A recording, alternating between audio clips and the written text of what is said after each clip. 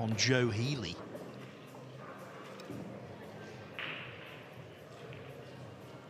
And on table 5, Jonas Suter from Spain, ever improving. He's 6-2 over Levi Taylor. And in the generation game between the two Germans, the youngster Felix Vogel and the past master Ralph Souquet locked together at 3 racks each.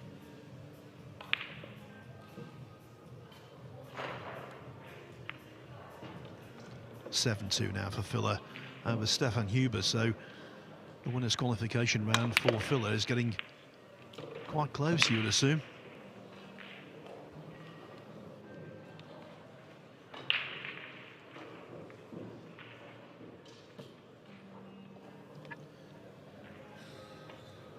And talking of Filler, here he is in a very accustomed position, just dishing up.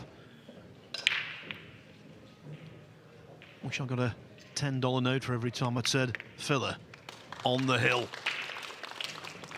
He leads by 8 racks to 2, and Stefan Huber is no mug, by the way.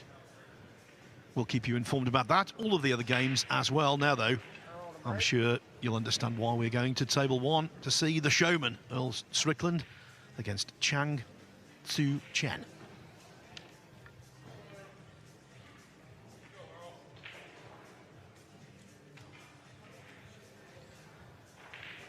Strickland won the lag, will break head on, as he always seems to do these days. To no great effect there, mind you.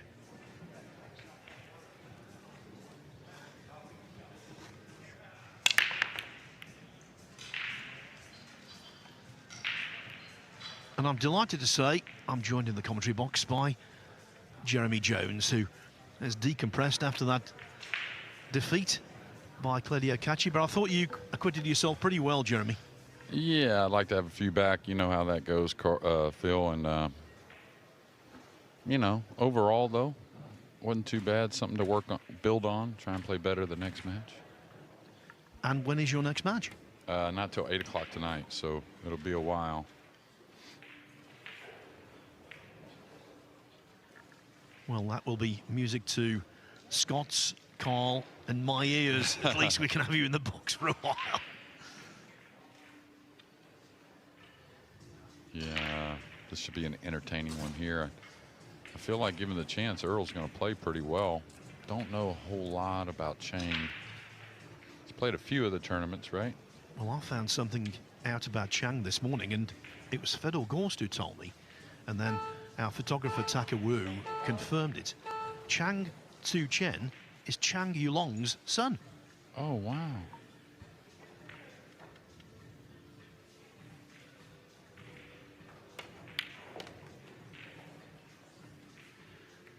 He's the son, but Strickland hoping to prove that he's still the daddy.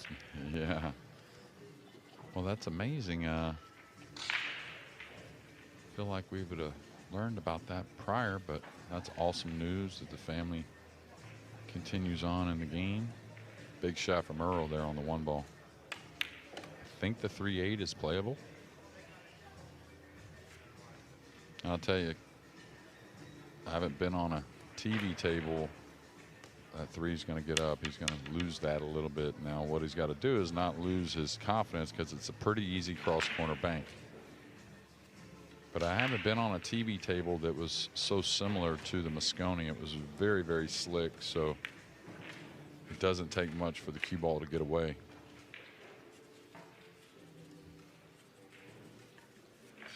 Yeah, during commentary yesterday, it became apparent that the table is playing very nicely indeed. Yeah, it's playing true, but, you know, with the nerves going and the heart rate maybe a little up, I think it's easy to lose the cue ball a little bit. You got to realize you're going to have to make some shots to recover here and there.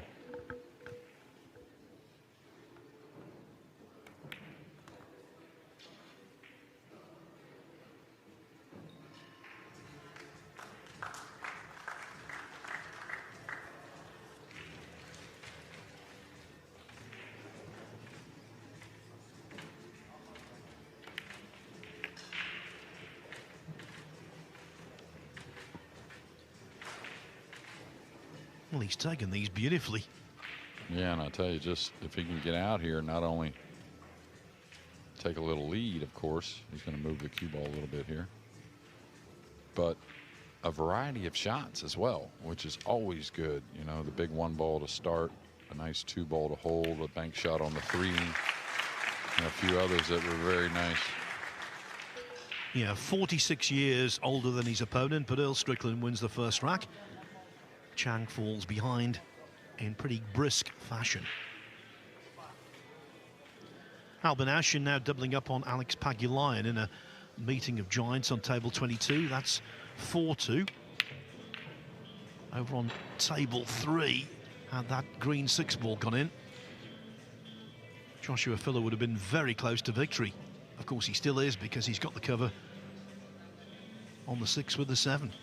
Lost the first rack here, Jeremy did, Filler, but since then he's looked really good, and we all know that Stefan Huber is no mug. Yeah, he's kind of shown us on this American swing and shown me more than I knew about the young man, but plays pretty solid. He's not going to give it away.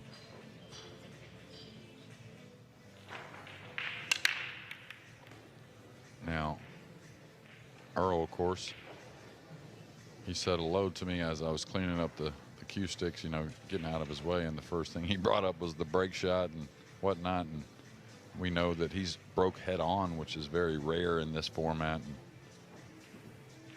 But I'll tell you, I did it a few years ago at 2016 at the U.S. Open. Made a little run there, and we had a different, similar kind of format, but different rule with the 3-point rule and whatnot. And I cut break with my opponent. This is going to be a little heavy. This is going to be upsetting here. He was trying to bump the 8 to try and hold the cue ball, I believe, and he's given up a pretty duck shot. I was kind of surprised he didn't go at the bank. But what I was getting at is I went to breaking head on and had a lot of success for many matches. And the thing is, the one can get in a good position a lot of times if you're playing to try and pocket another ball on the break.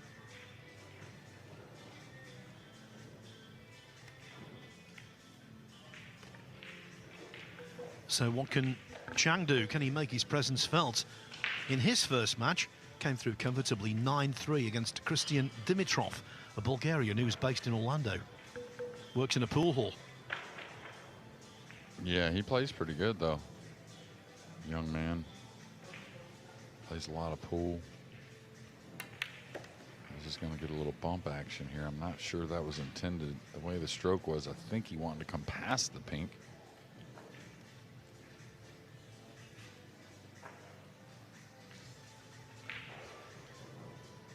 Well, he's certainly got a more orthodox cue action and approach than his father, who doesn't get down on the shots, even though he's very effective. He beat Chang Yulong, that is. He beat Chris Melling yesterday.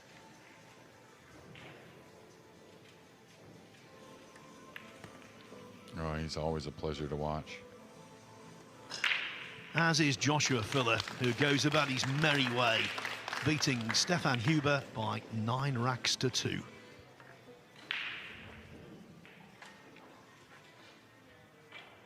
Just got to pay attention here. I think he'll dig on the ball a little bit. Don't think he wants to flirt with the right middle side pocket, so just slide by the 9. Oh, he decided to go a little more, and he's got to realize this ball moved pretty easily. Nice manageable angle here on the 7.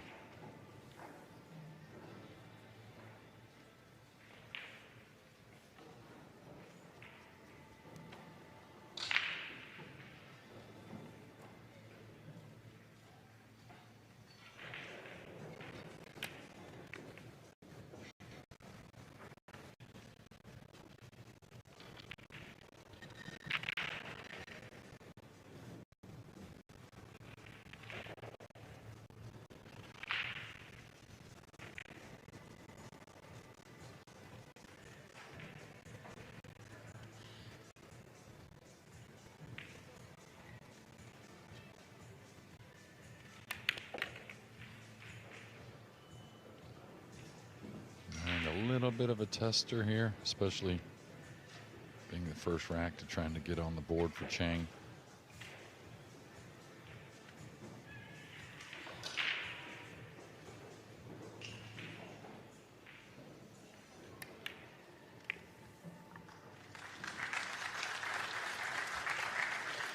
So, Earl Strickland didn't play the best of defensive shots, didn't get the containment he craved, and from there, Chang equalised pretty nicely. What a lovely arena this is at the Embassy Suites here in Frisco in Texas. We are currently watching the 6th major on the World 9-Ball Tour in 2026, and we've had 5 different winners so far. The Premier League, Duong Quoc Quang, started the year in Florida with that groundbreaking victory for Vietnam. Then Moritz Neuhausen was superb at the European Open. Equally so, Neuhausen's fellow German at the UK Open in late May. Coming up in October, it's a Filipino doubleheader. First, the Reyes Cup, Asia against the rest of the world, and then a day off before we start the Philippines Open, the last individual major of the year before the big one in Orlando, Florida at the Carib Royale Resort, the Mosconi Cup, Europe against the USA.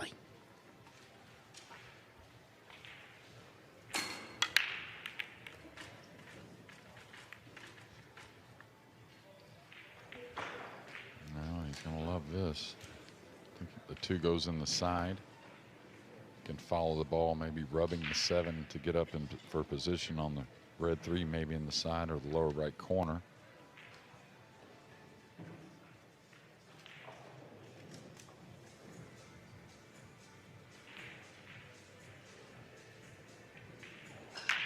That's what he's sizing up right now, how he's going to rub the 7. I think he's got to rub it going by. Yeah, it looks like it. He gets down lower on the ball than Daddy, that's for sure, but a little unique with the stroke. Oh, he's cueing down, so does that mean he's playing safe here? That'd be a little surprising. He decided to play the safety. Didn't like getting position on the 3, I guess.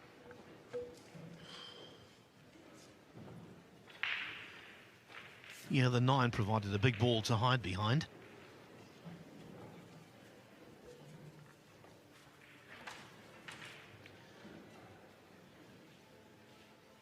Great to see so many people in on day 2 so early. Terrific atmosphere out there, and obviously many of them watching Earl Strickland. There's nothing like nostalgia in sport, and hoping that a past master, a former champion, a blast from the past can rekindle old memories.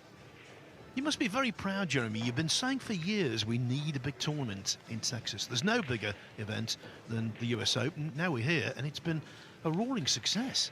Yeah, and I think just from the time the ticket sales and, of course, the announcement of the tournament alone, it really prepared everyone to be prepared to get these tickets, and they've done a great job, and the fans have been awesome so far. And you know, a lot of them are floating around here, play pretty well also, so very educated fans. Of course, not just in Texas, all over the U.S. In a few moments, we're going to be joined by a very special guest for a minute or 2 in the commentary box. The one and only Joshua Filler. Yeah, very good. He's interviewing us already.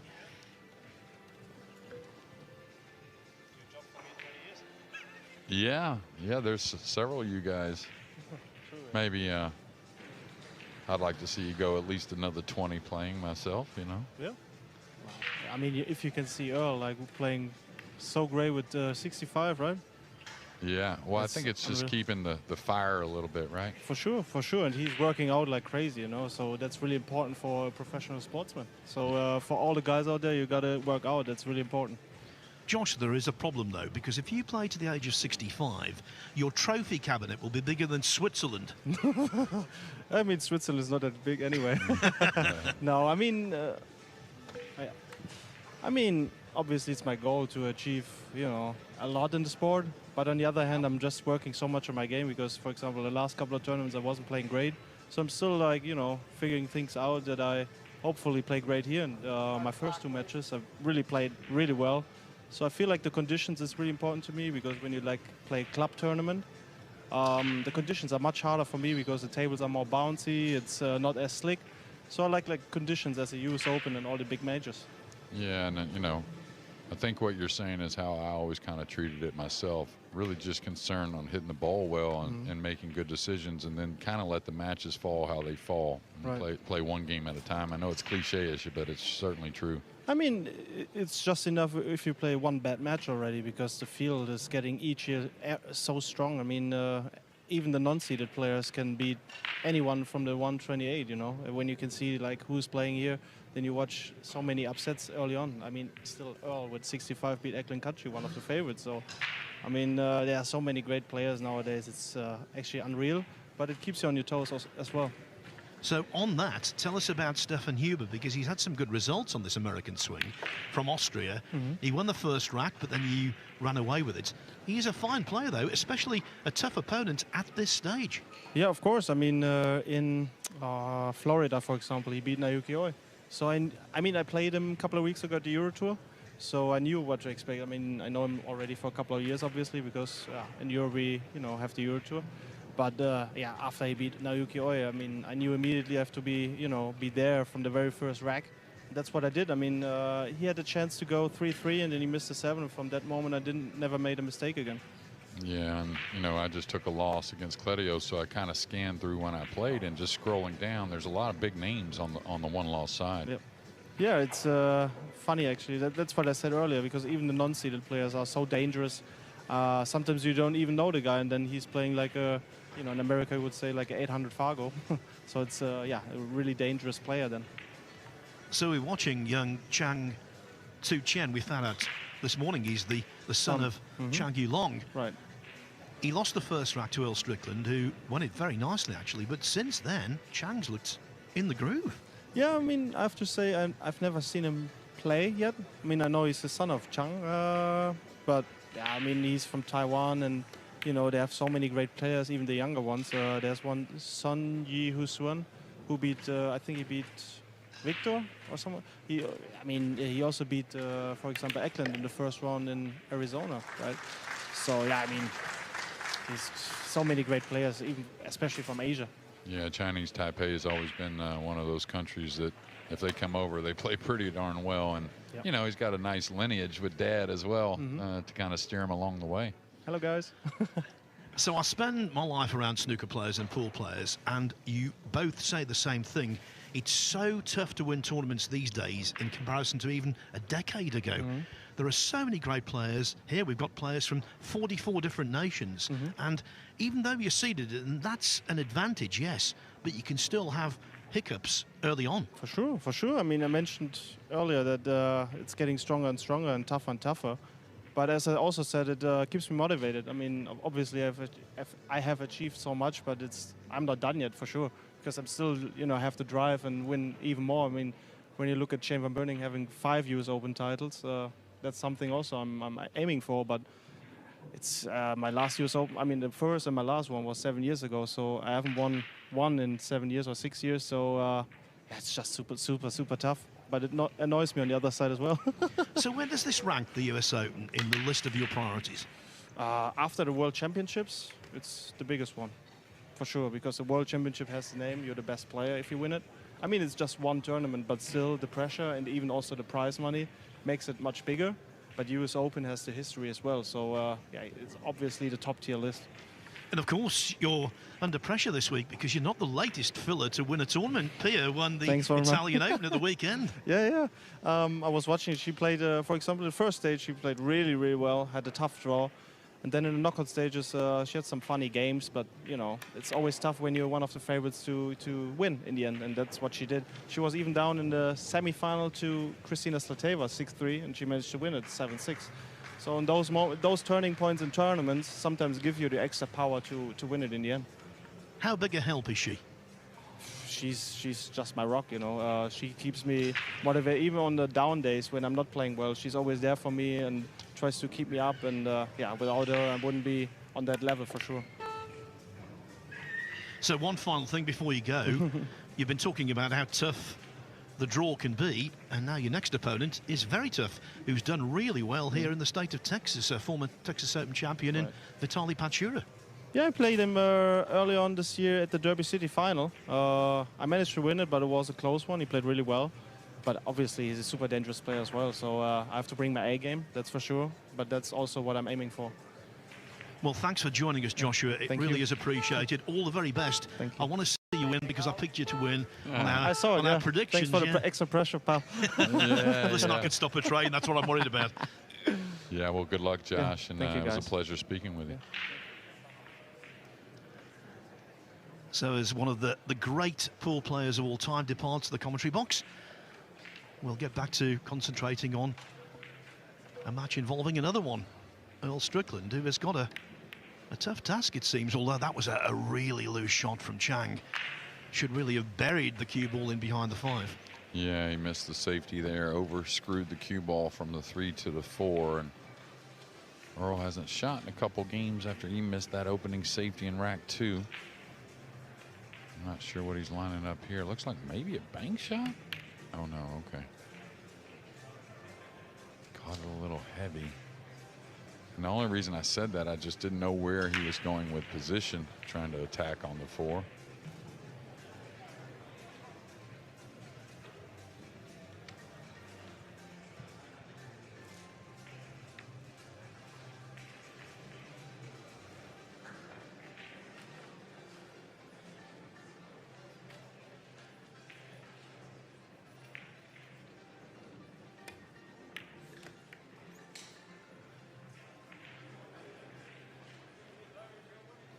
Nice confident stroke there.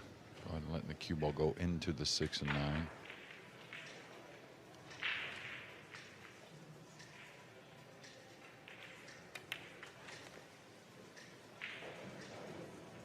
Very similar to a lot of the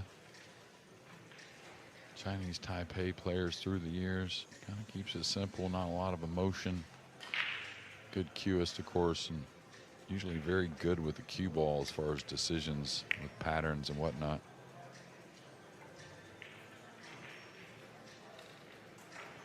Now he's going to come across. Sometimes you got to be comfortable killing this, especially on the slick table. One reason is you got to kind of stun this to come across, and easy to land on the cushion and somewhat straight on the 8. Oh, wow, I didn't expect that. That's another reason, a little more missable. You could see the height of the cue ball coming across. Of course, that's probably because he caught it a little heavy.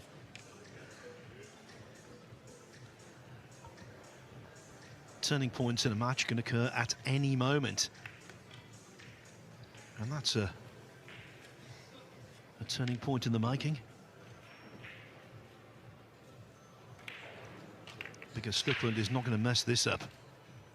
He looked like going 3-1 adrift. Instead, it's 2-all. And of course, he gets the break in rack 5. Yeah, I'm always curious what the specs are on Earl's cue. It's the weight, diameter on some things, what he's got going on with the back end. Now, I was mentioning the pundits' picks earlier. There's confirmation. Well, I've gone against the trend here. 3 commentators going for Shane Van Boning. That would be a wonderful result for the tournament. Of course it would. I just thought that Phil is due. My outside pick, Jeffrey Rodder, a fine cueist from the Philippines, who was the last player to win last night, apparently, here at around 11 o'clock. And I see, Jeremy, you've gone for Alexa Pachelch as your outsider, and I can fully understand that. The only thing is he an outsider? Well, I think so. I mean, he hasn't won one of the open events. He did win, of course, last week, but I think he's kind of been heading that direction for a while. And what I also think, and not just because he made all those comebacks, I think he's just got one heck of a chin. I think he's a really tough kid. Yeah, Scott Frost, his outside pick is AJ Manis, who plays Jason Shaw later on, which should be an absolute blockbuster. Now this is table 2. We saw Manny Perez, he led 2-0 and 3-2 in this match, but now Landon Hollingsworth has taken a 5-3 lead. Yeah, and Landon's amazing. Just, you don't see him enough. You know, he plays these tournaments, of course, and he's played plenty abroad, but what I mean is he just seems to be improving every time I see him. It's just amazing, really. You expect it, but still leaps and bounds, really. What do you make of Ivica Putnik beating Francisco Sanchez-Ruiz, not just beating him, 9-4. Yeah, well, I didn't get much of a look at that, but the more Putnik plays these matches in these tournaments, he's going to get more comfortable. And FSR, I'll tell you, he's definitely a guy that can play and can be a little dangerous. And, you know, FSR maybe made some mistakes to get him going, but 9-4 score, you got to believe Putnik played pretty well. We got the camera there for the end, and when he potted the 9 ball, he came up to the camera and gave it the old clenched fist in triumph. I was really pleased for him, actually. Yeah, smart shot there and really good execution. Not easy cueing out of the pocket like that, and really hit the 2 right where he wanted. Another match on an outside table we've not really mentioned yet, but it is worth a mention because it again underlines what Joshua Filler was saying about how tough the circuit is these days. Round 2, remember, it's Omar Al-Shaheen against Bernie Regalario. Yeah, I saw him over here. I guess they were maybe just warming up, I'm not sure, but yeah, you know, 9-ball pool is a very fickle game, and you know, with the players, even though they're a little below some others, it doesn't take a whole lot, you know, for them to take down matches. Yeah, that match is quite well advanced, actually. Omar Al-Shaheen, who was a former World 9-ball Championship runner-up, leads 7-6.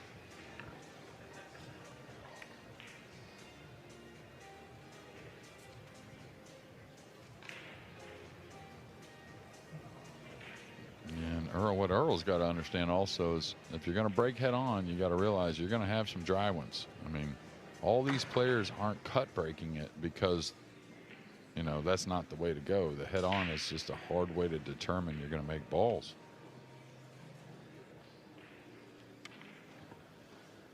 And this bank could lead to big things. Yeah, you banked it short, and I may have go ahead and got into that a little bit, you know, kind of moved the cue ball a little with the 2 over the pocket. I think it's a little friendlier way to pocket that side, that cross side.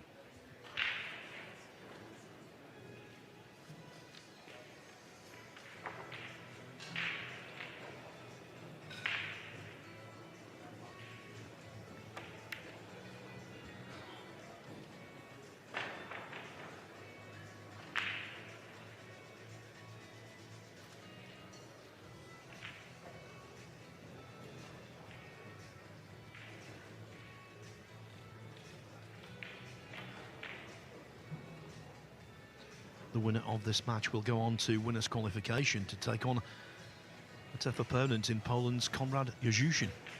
Yeah, Konrad. Who did he play yesterday? He had a real tough match, and he played exceptionally well. I think it was DeLuna that he beat. Oh, nice one here, trying to use the 8. It's going to slide by, but still good effort. Getting the 1 all the way back down, that's not that easy.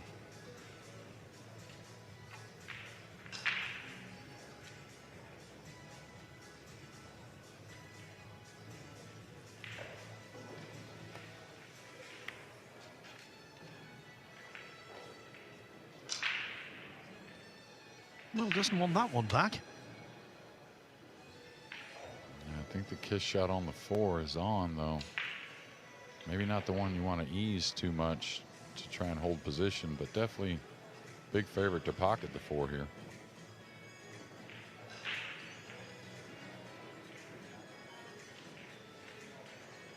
Looks like he can put a little speed on it and run the cue ball off the 4. Boy, that's a hard way to shoot it, but he got it down. Well, I think that underlines a lot of confidence the way he played that. Obviously did so to hold 4 shape on the 1.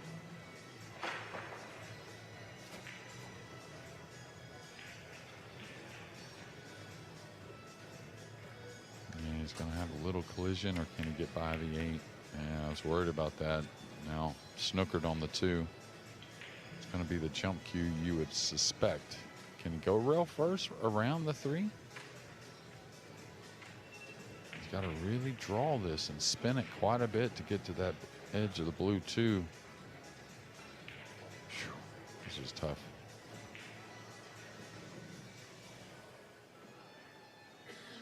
Yeah, This ball, when you got to draw it and you're going by such a tight space, easy to foul, believe it or not, on the 3-ball.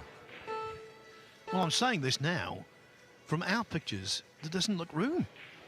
Yeah, well, there's enough room, but that's why he's cueing down. He's got to hit downward on this to get it out to the outer edge of the blue. Yeah, and anytime with the draw there, I think fouling is a definite option.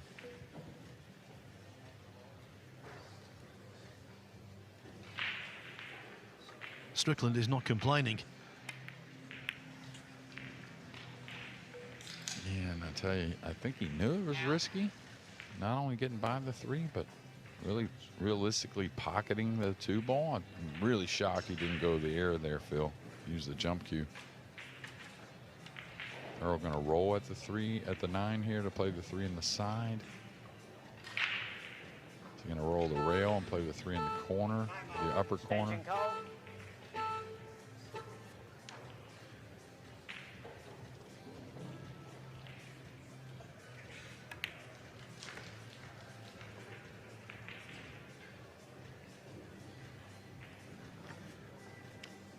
We'll never know the answer to this question.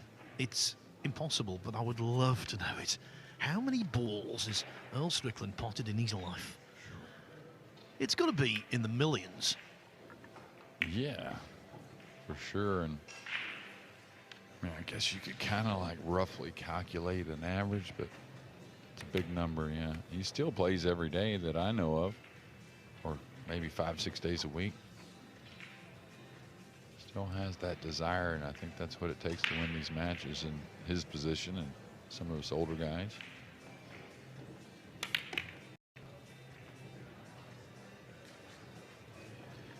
And you can see his love of the game because he's always searching for an edge. Obviously, that's why he's got that big weight belt on. Why he's done some seemingly off-the-wall things in the past as well, with finger extensions and platform shoes. Yeah, the one I like is the glasses. When he wore the, they're kind of like shooter's glasses where you wear in the gun range. Well, he hit the bullseye there after Chang's questionable shot choice, one has to say, to try and squeeze through a very tight gap. So Strickland back in front, leading by 3 racks to 2. Now over on table 4, Mark Beisterbosch, who was runner-up in a World 9-Ball Tour Major, the Spanish Open. He's got a very big break, and he's got a lot of racks on the board. Just to tell you that if you want to access that WNT.TV barcode, you can see all of the 4 stream tables all the way through the week. WNT do tables 1, 2, 3 and 4. Table 4, i.e. this one, is also shown on the TalkSport YouTube channel. And if you're a viewer in the UK, you can also see table 1 on the same platform.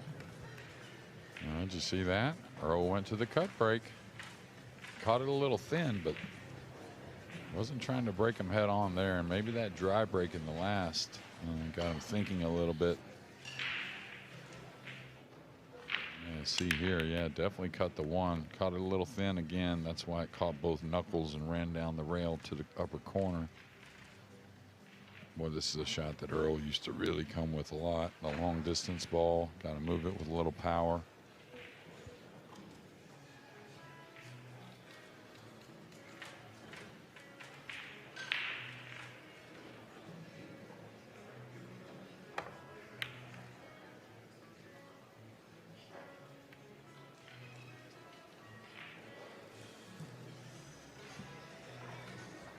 You know, for all he's done in the game, you can see he still wants it. He's still got a desire for success.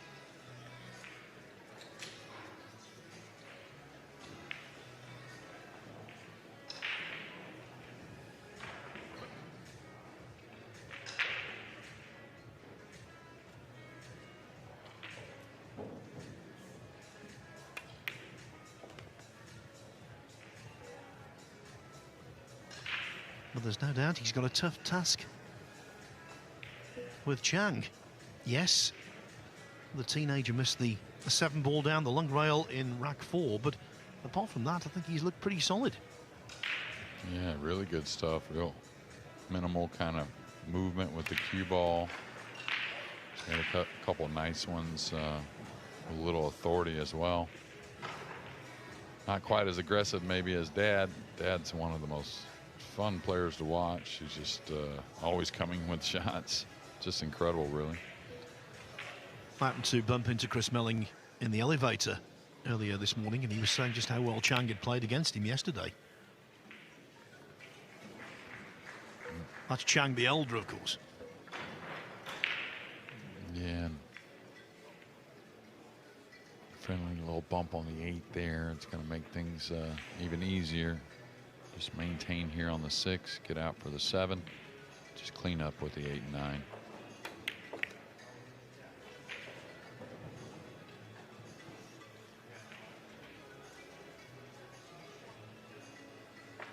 You know, just imagine the crowds we've had here on day 1, and now what looks like day 2 early is incredible. But Friday, Saturday, Sunday sold out. So, and these aren't. So just imagine what those days are going to look like when we get to what Carl says the business end of this event. Yeah, we're in Frisco, known as Sports City, and it certainly lives up to its billing. Yeah, I got to go to the field today. Did you see that? Did you see the opening? Well, yes, and had I known you were going, I'd have gone with you to run the bases, or at least to stumble around Run them. the bases. Let's do it again tomorrow. Then I'll speak to the team, see if we can get Phil out there running the bases. Well, I can go down there. They're a AA affiliate of the Texas Rangers. Try and see a few prospects for my Angels. We certainly need all the help we can get. So it's 3-3 on the main table, and this is table 3, where Ernesto Giongi of Albania has taken the first rack from Tyler Steyer.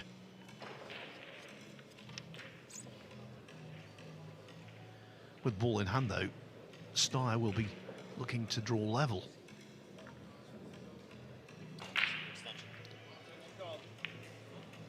Johnny is from Albania, the same country, of course, as the Kachi brothers. And indeed, a fine player called Besar Spahiu, who isn't in the field this time.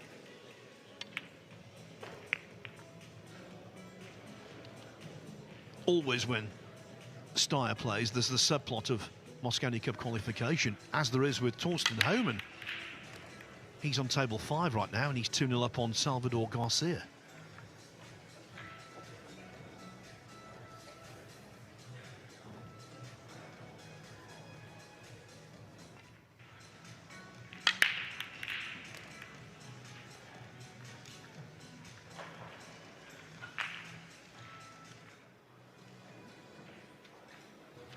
This is thin, but you can see the layouts there, and most likely gains that position on the 3. And these are really the shots that can separate the players in matches. Even at 3-3, get this down, get out, break the balls, maybe get to stay offensive. Now he's overcut it. Just going back on what I was saying about Frisco, calling itself the city of sport, well, when you see what's here, you'll understand why that's the case. Home of the Star, of course, which is the HQ of the Dallas Cowboys.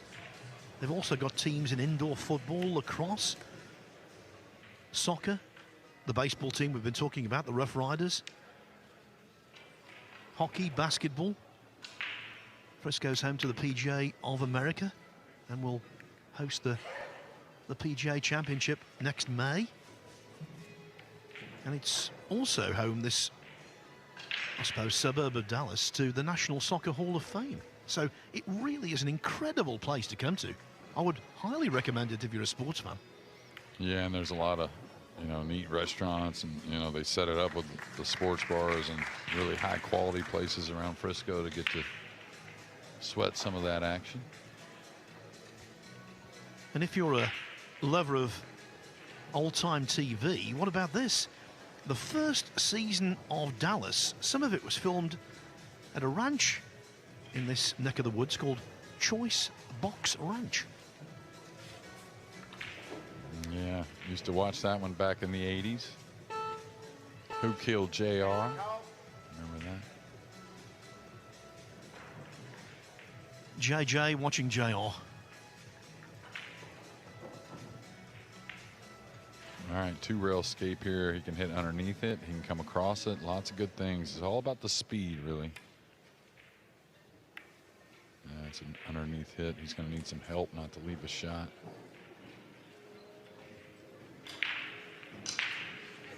Yeah, I can't imagine that Strickland will need a second invitation to win this rack and go in front again. So far, the match has been a little more sedate than it was against Eklund Kachi yesterday, when there was all the drama with Strickland commenting about different stuff, most notably when Kachi picked up his water bottle. But yeah, maybe the lack of energy, maybe the lack of confrontation is not doing Strickland any good. Maybe he needs to fire himself up. Well, I'll tell you, that delivery there won't do him any good moving forward either. That's the type of stroke that can really get kind of heady in a sense, and some similar shots could have kind of show their head here later in this match, and we'll see how Earl reacts to him. But that one wasn't his best. 2-rail escape here, maybe 3 rails, depending on what he feels. I think 2 cushions. He won't blast this. It'll be medium. Nice hit. And that's what I was talking about earlier. Those 2 rails underneath really give you a lot of options to get separation.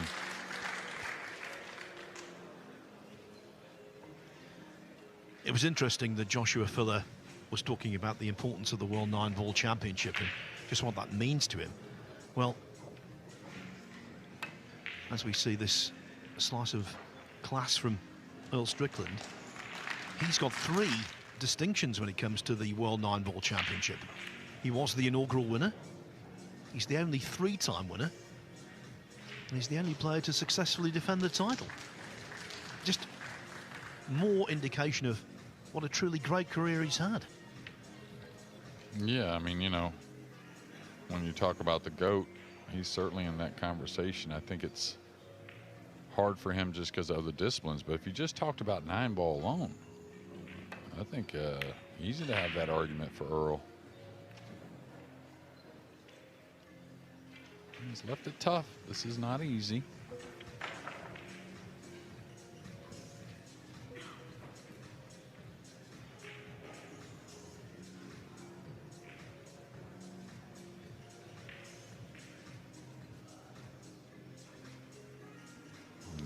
Type of shot you're not going to pass on, though. You're going to stay offensive.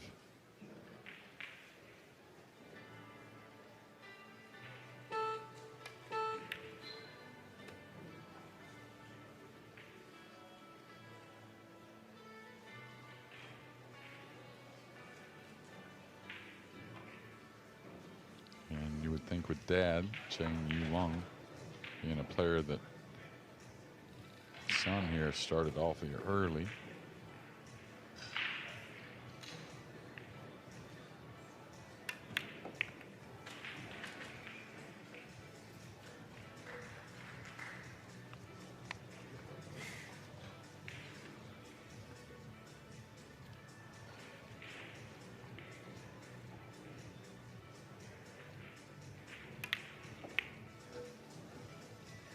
Going to roll out a little bit, get a little thinner on the 9, and that's where maybe sometimes you learn the slick table. You don't involve that rail, just kind of pinch it over.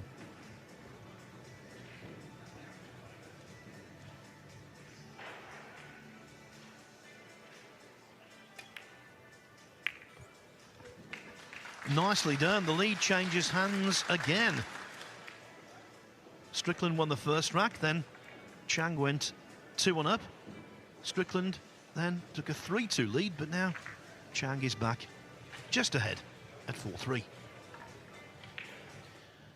It's been so busy in this 25-table arena, not just today, but also yesterday. Lots of matches going on in 2 different rounds, actually. The first round on the loser's side and also round 2 on the winner's side. Torsten Homan now 3-0 up on Salvador Garcia. Felix Vogel was a few racks behind against Ralph Suke, but it's now 6-6 in a very intriguing match between the two Germans of different generations on table 10. Bernie Regalario was 7-6 down to Omar Al-Shaheen on table 7, just to our right. Well, Regalario is now on the hill at 8-7, and Albin Auschen 6-4 up on Alex Pagulayan.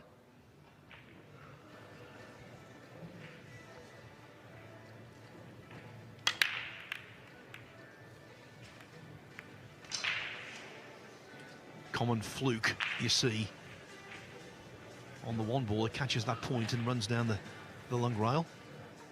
Quite amazing how it does that. Pretty easy safety here to get the snooker. Not really a problem to leave an edge, though. That would be a big mistake if he did. I would say 95 out of 100 safeties that are misplaced, or attempted hooks that are misplaced, 95 out of 100 over the first 2 days. It's because the player has hit the cue ball slightly too far. Yeah, that happened to me once or twice, actually. And the table's just, you know, it just doesn't take much. Super sensitive, very slick. Will roll on you. And Earl doesn't have a sliver, I guess, because he's going to the air. I think, anyways. Oh, no, he's leveled out now. I thought he had a piece. Just coast by the 7. He's hit a little heavy, but he's getting the cue ball downtown. And so what players will do, they'll decide, well, do I want to shave it and try and get the snooker, maybe sell out if I catch the 7 with the cue ball, or maybe miss it, or just commit to the end rail and leave the distance with the 3 all the way up top. This is going to be very demanding to get all the way down. He's not even going to shoot at it, really.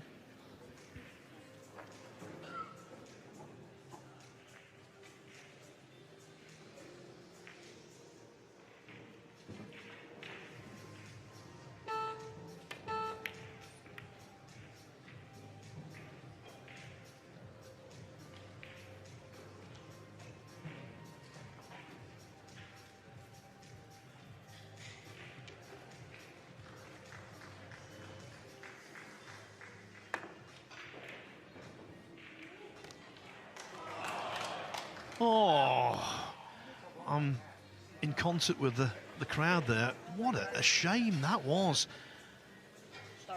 How can you possibly find the centre pocket with the cue ball there at that angle? Such an acute angle. These middles are brutally cut, and yet the white fell in. Yeah, it had to find dead center just like the 2 did. Now Chang with ball in hand, and this is going to get below it.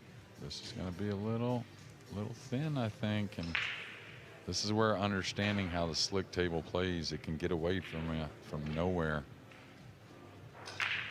Big result to tell you on table 4. Mark Bosch has completed a 9-4 win over Christopher Tevez. And on table 7, Bernie Regalario and Omar Al-Shaheen, hill, 8 racks piece. Well, I'll tell you, this kid, he's got pretty soft hands. Float that ball in like that. That's an impressive shot.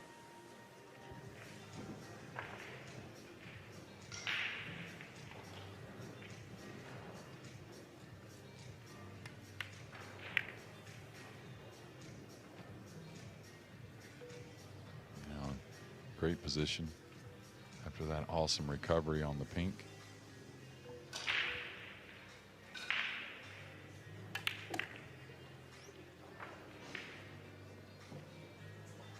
His father will be watching this with great pride, no doubt.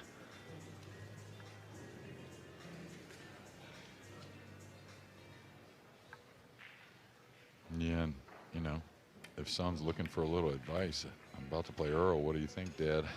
Might be hard to give an answer, really. Talking about how to prepare to play Earl Strickland. Well, ignore histrionics, I would say. That's lesson number 1. But there have been no histrionics so far. There have been nothing of a controversial nature at all.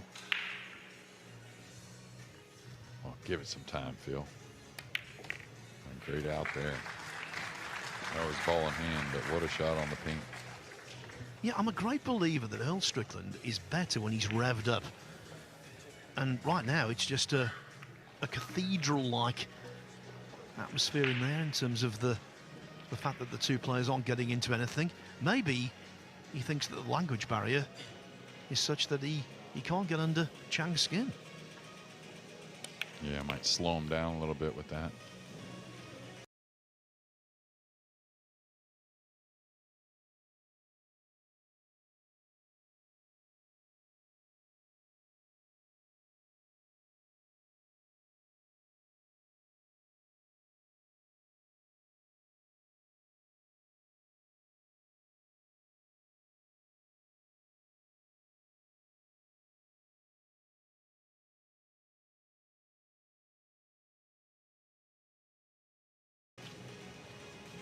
So this is Ernesto Gyonji about to draw level with Tyler Steyer. I tell you, I watched Ernesto, I think it was Bosnia my first time, and I really liked what I saw, the way he struck the ball, very confident stroke. I think Tyler's a favorite there, but I wouldn't be surprised if we get a real close one. Well, we join table 2 at a very inopportune moment for Manny Perez. Seeing the cue ball scratch, and bear in mind he's already 7-4 down to Landon Hollingsworth. Yeah, it looks like Landon's going to play this 4-9 with ball in hand. I know it probably sits well, but really just shoot the 4, get an angle on the 5 to get on the 6, and it's pretty easy to clean up. I like this decision a lot better. And got a little flat, so maybe the 6 doesn't pass the 7. Thought he'd be a little more in the center and come across, but of course these guys see it best. They're at the table. Ralph Suke back in front against Felix Vogel at 7-6. And Torsten Homan, Ralph's big pal, and now an American citizen, playing with the American flag next to his name. He's taken a 4-0 lead over Salvador Garcia. Every match that Homan can win increases the chances of him representing the USA in the Mosconi Cup. Yeah, and you know, if you get there on points, hey, there is no complaining from the captain. I don't think. I think you've earned it. And but it could throw a little mild wrench into some things that were possibilities for Team America. As far as, like I said, if Thorsten makes it, he let that drag on him a little bit, kind of let up on the stroke a little in contact. It's almost like a kick a little bit there, Phil. Kind of pulls the ball. Oh, man, he's got to come with a big shot. Can't afford any more mistakes. Yeah, kicks, or what you call skids, used to affect snooker so badly. I mean, they were ridiculously common. Whole matches and tournaments would be blighted by them. But since the advent of the town chalk, which is used by the overwhelming majority of players on the circuit, kicks really don't exist anymore, or at least they crop up very infrequently. Yeah, big kick shot from Manny Perez. He did defeat Skylar Woodward, his good buddy, in the first round.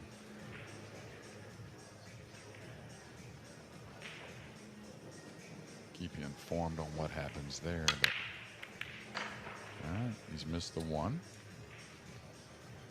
It's going to get covered up, so a difficult position for Earl. Yeah, interesting match this, but one has to say, on both sides, not exactly shining in the breaking off department. Yeah, I actually think the play's been pretty good overall past the break shot, but it's been a little here and there, like Phil said. He's going to try and kick and stick here. Oh, he went 2 rails. Oh, man, with the point right there. I don't know if that was the right play, really, and now he's served up ball in hand. Is it just me, Jeremy? But I think with Strickland, it seems to me there's low energy there. There's not the verve and the enthusiasm he showed yesterday. Just not quite the same as he was 24 hours ago. Well, you know, you get that lead and you play strong, you gain that energy, and it's been You know, Chang with the lead here for the most part. Earl, though, he should be aware that he's hitting the ball well. Maybe the break, again, a little suspect at times, but just got to stay engaged. And he is 65 years old, so maybe trying to contain his energy. He knows, you know, himself better than anyone, and maybe trying to reserve it a bit for a big finish. Yeah, I think as you get older, and I've heard this from all kinds of different sportsmen, the thing that really annoys them, that frustrates them beyond belief, is that they can't sustain it from one day to the next. It's the inconsistency.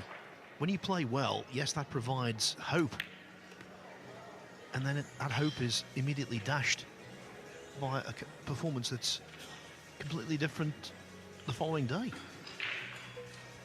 Yeah, we see that even with the young guys occasionally, and certainly can happen to us older guys. It makes sense, really. Probably why it's so frustrating, because they still have a lot of great days, some of the vets. Oh, similar kind of shot, same pocket earlier. That missed 7 at such a crucial moment. Well, Strickland is certainly not lacking support. As soon as that 4-ball stayed out, members of the crowd were shouting, "Come on, Earl." Very unlike Dad, though. The problem, you know, when he's had to have a little power is when he's missed. Whenever he's had to just kind of ease the ball around, use the angle and whatnot, there's been no problems. No, didn't get into that how he wanted. Not sure a whole. I think I'm done. Earl will make you laugh. Did you hear what he said there, Phil? He said, "I think I'm done," after that pink. He's trying to cut this in, though.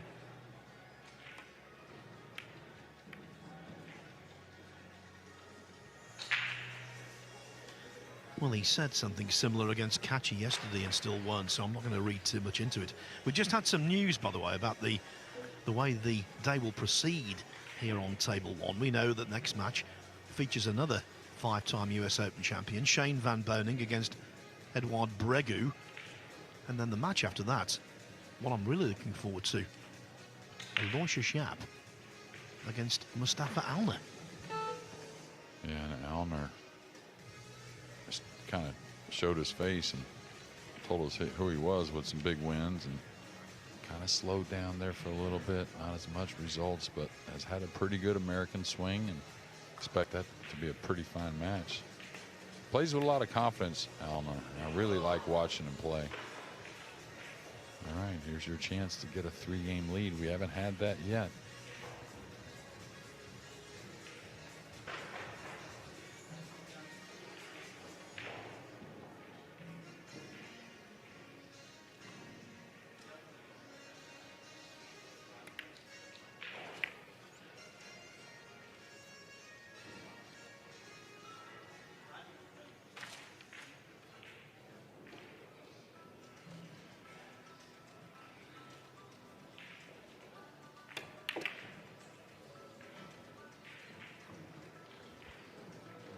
Plenty of room there to go by the 8 for the brown 7. He'll just work the cue ball a little bit.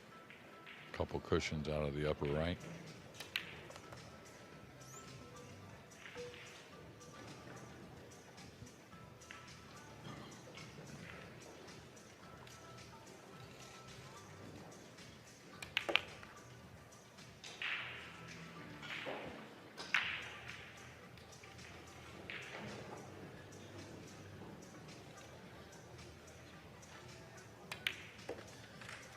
What a difference a day makes. Yesterday, Earl Strickland, the toast of the town, with that win over Eklund Kachi.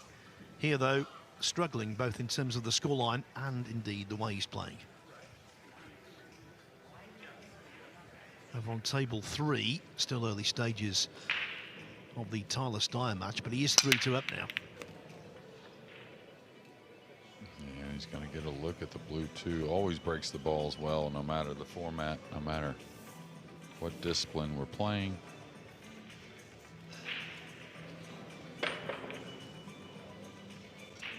Match on Table 10. Felix Vogel and Ralph Souquet has arrived at 7-7. Albin Ashen pulling away again against Alex Pagulayan. Ashen leading 7-4.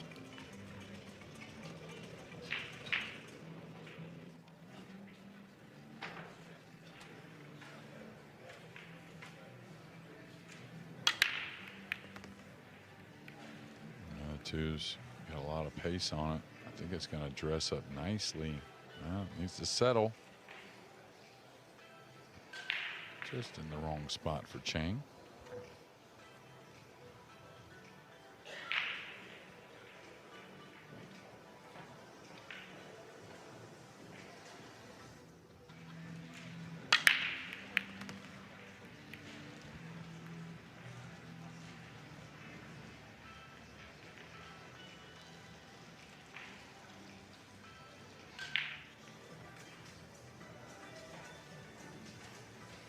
Trying to float the 2 by the 7 and play a safety.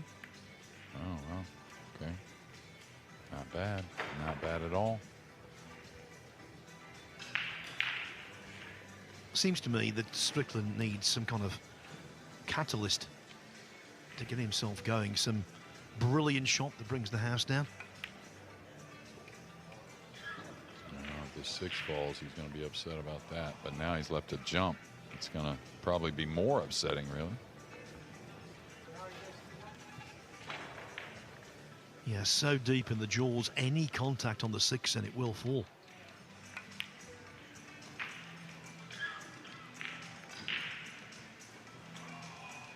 Yeah, exactly what you want with the jump cue. Might be difficult to hold the 2 in position, but that's not the priority. It's going to work out okay. A little thin, but not bad.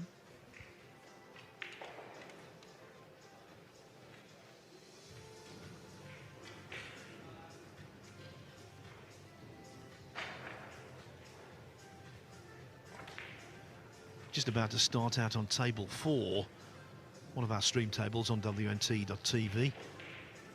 Christian Dimitrov against Eklund Kachi, and if Kachi's watching this, he might be thinking to himself, why did Strickland play like that against me? And he's not firing today.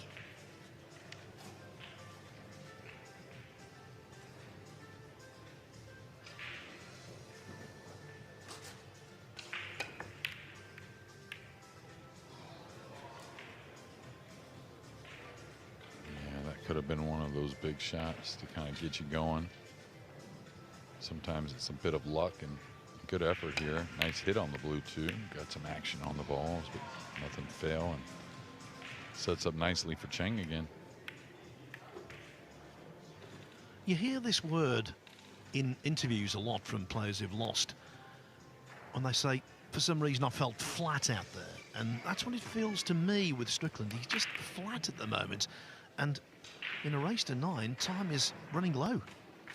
Yeah, very low, especially it seems like Chang's break is getting better. And now this upper corner has gotten him a couple times. Got to put a little speed on this. Don't really anticipate another miss there, but yeah, could have used a little more here. Good thing he's in close range here on the purple 5. Shouldn't be a real issue.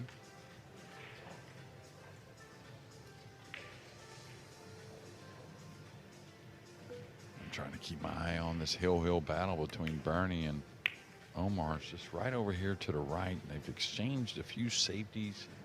Omar's got a tough shot on a 3-8 combination, but it does play.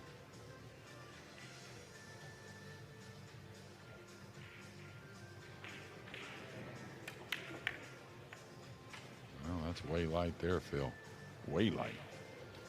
And this is a pressurized pot coming up. Do not be surprised if this does not find the target.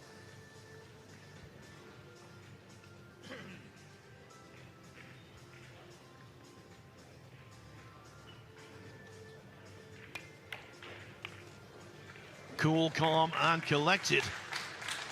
Cue ball kept away from pockets. The 9 goes in.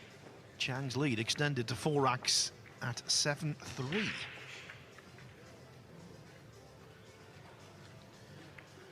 Now Felix Vogel on table 10 has re-established the lead against Ralph Suke at 8-7. You can see from that, it's such a busy arena, it really is. Landon Hollingsworth on table 2, 7-5 now over Manny Perez. Tyler Steyer pulling away a little against Ernesto Giongi at 4-2.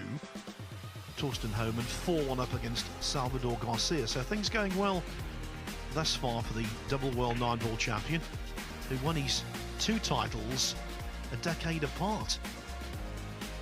Gerson Martinez from Peru, always want to keep an eye on. He leads the Norwegian, who's had some really good results on the World 9-Ball Tour, Emil Gangflo, 4-1.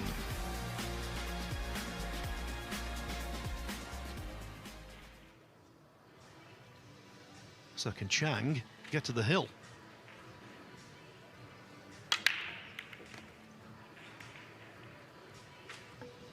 Well, like I said, the break's getting better and the results are following suit.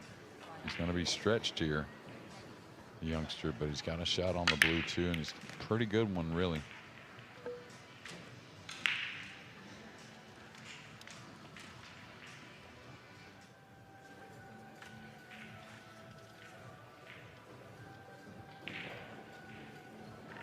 Quickly, one more scoreline to give you. On table 23, Robbie Capito, ex-UK Open champion, 4-2 upon Raymond Linares.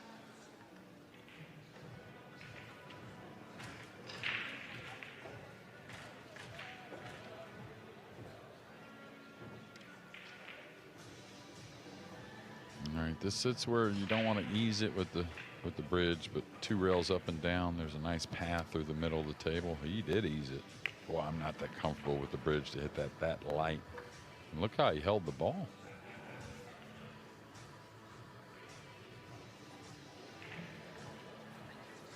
Doesn't mind rolling the balls, does he? Plays at a really slow pace when it comes to potting a lot of balls. Maybe that's why he's well equipped to cope with these particular conditions. Well, you read, took the words right out of my mouth. If you're going to come to the slick table, you got to learn to ease the ball at times. And I'm not saying you got to totally baby it, but if you're comfortable with that type of shot, it's going to show up, and it's going to show up quite often. So, this is going to fall a little underneath, just a little, but he can stay above the 9. Shouldn't be a real problem.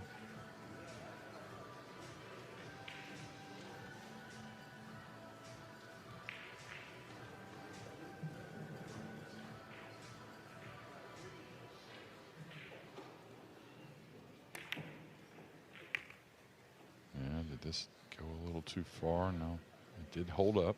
6 wasn't so clean to the pocket.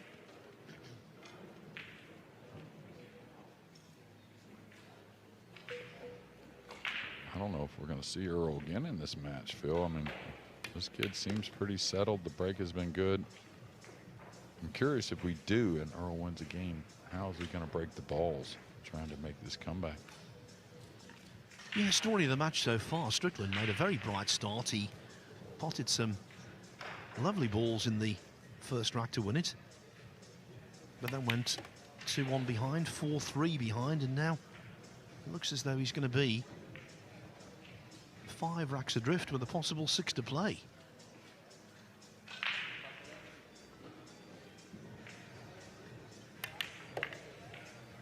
Really, Chang's missed a couple balls and feel like maybe the match could be over, but it's not. Got to get to 9. Chinese Taipei has got such a wonderful history at the top level of 9-ball pool. Of course, the Ko brothers, Ko Ping Yi and Ko Ping Chung, but plenty of others as well. Chang Junlin, who passed away last year very suddenly and very tragically. Everyone was really badly affected in the pool community because of that. He was a fine player also. Chang Yulong, this young man's father also, but the list goes on really. Yeah. Apart from the Philippines, they are the preeminent Asian nation. Yeah, I would agree. And Fong Peng Chao, 2-time 9-ball world 9-ball champion, some others from years ago, many of them that if you look back at world 9-ball championships, some that you won't recognize the name, that never really won the big title, but got a lot of semifinals, and a few of them got into the finals of the world 9-ball, and just so many great players from Chinese Taipei. Looks like Omar Al-Shaheen is on the 9-ball to take down young Bernie, 9-8. That is winner's side action. I'm standing up to get a better view. And it's in. Omar Al-Shaheen comes through with a very tense, tight, and no doubt pleasing 9-8 victory. Yeah, there's a bank shot right in front of you. Right in front of you. So stop your ball. Plays for the nice to get on the pink 4 that doesn't pass the 9. You can play that up the table. Doesn't really, I know the 6 may not pass the 8, but there's not really that much worry there. You're going to play the 3, 4, 5. You got some options on the 6 with the 7, 8 near.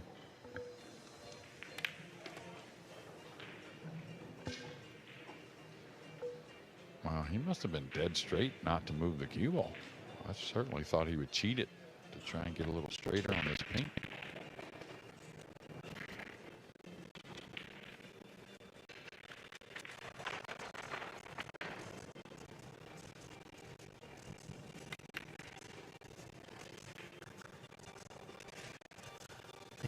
That is sweet as the pretzel.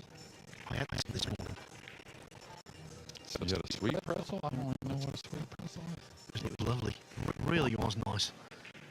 Unconventional breakfast, but you know me. Yeah, well. I'll tell you, if this kid, he's going to overrun this a little bit, so getting on the 7 is going to be a little dicey. And now, really, I don't know how he's going to get on the 7, but continue to win.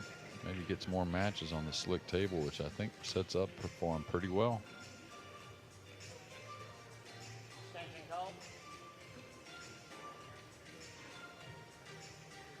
Well, Strickland has been noticeably silent, uncharacteristically so. The crowd has been silenced by Chang. Yeah, he's elevating the cue. He's trying to go all the way around. I don't think there's much chance, really. Wow. What a shot. Didn't hit that one lightly. Well, our social media department love to clip up the great shots to put on a highlight reel, and that is an absolutely guaranteed candidate, especially given the state of the match. What a brilliant effort from Chang.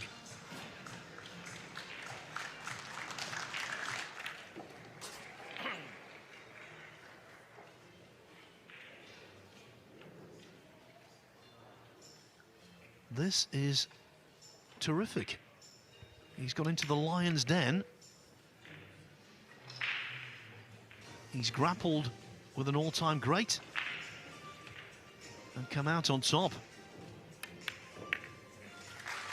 Earl the Pearl never came out of his shell. Like father, like son. The offspring of Chang Yulong played a match there that was reminiscent of his father. The end score, 9-3 to the teenager. What a performance, centre stage.